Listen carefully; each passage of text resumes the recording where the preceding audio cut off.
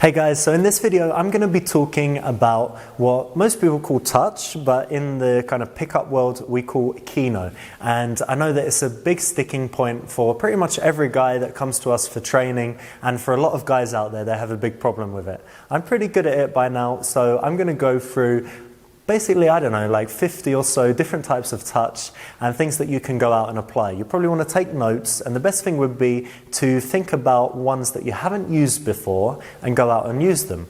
So I'm going to break down Chino into a few different categories. The first one would be touches that are acceptable with a friend. So if you're talking to a friend who's a guy, you could from time to time rest your hand on his shoulder, you can touch him on the arm to emphasize points, and in situations maybe where you ask a question and then you want to see what they think. So, and what do you think about that? You know, so there's points where that kind of touch is acceptable. If you're talking to someone and your hands are up, so you're gesturing, it's going to be quite natural to touch on the belly from time to time. And again, it's to emphasize a point, it's a gesture like that. All of the way down the arm, sometimes on the small of the back if you're guiding her, sometimes on the shoulder and on the belly. These are the areas where you would often touch if it's that kind of touch that is friendly but non-sexual. It might sound strange to think of touching guys on the belly, but I know a lot of guys that are very sociable and they'll often use that touch to get your attention back. So that's the first type. So you can go out and you can do that and you can not worry about anything. Girls are going to be cool with it.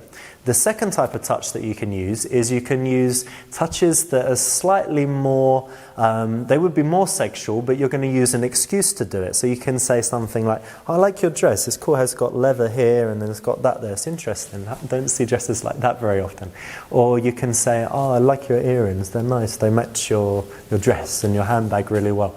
So you're using an excuse to do something that is quite sexual, get close to her ears, but it's cool because you've got the reason for doing it. So maybe she's got a watch on and you can check out her watch, maybe she's got different jewelry. Again, I'm not going to suggest you do the palm reading stuff, it's not 1999, but again, it's that kind of idea that you're using excuses to touch. You might put your arm around and say, look at my friend over there, who are you with? Yeah, I'm with these guys over there. You're doing a touch that is quite a big escalation, but because it's got the excuse, it's fine. So the first type of touch is the non-sexual one, the second is the touch with excuses, and then the next step, which again is a little bit closer to more sexual touches, would be touches that are usually acceptable, but they're the kind of touches you would never do with a male friend. So if you can see the hands here, our hands are going to be touching back to back. So we're having a conversation, but from time to time, our back of the hands are going to touch each other. And this is a kind of touch that is something that is unusual. It doesn't usually happen, but it's not something that's going to freak her out, but it sends a subtle message that something's going on. At the same time, I can use the back of the hand, you know, on the front of her legs, and I could be talking to her and I could rest my hand on her hips like that, and it's a little bit of an escalation, a step forward, but it's not as big an escalation as maybe putting my hands on her face or something like that. So that's the next step. Obviously, the final stage, and I've done lots of videos on this before, the final stage would be the touches that are right before the kiss. And for me, usually, they would be first the kind of hand through the hair and resting the hands here, maybe both like that. And the other one would be talking to her, eyes to eyes, but holding the hands at the same time. It's an unambiguous sexual signal, and it's something that will really dial things up. There are tests you can do all along the way. Obviously, if you go to put your hands through her hair and she recoils, she's not going to be into it. Something quite cool to do is to lead a girl through the club. You take her hand to go and you relax your grip and you see whether she grips your hand hard or leaves it, or you could hold it for a little bit, let go, but leave your hand behind as you walk through the crowd and see if she then takes it again. So you can do lots of tests to see if things are working, but basically if you follow this process, starting with the non-sexual touches and working all the way through, and she's cool with it at every point, then it's going to be on.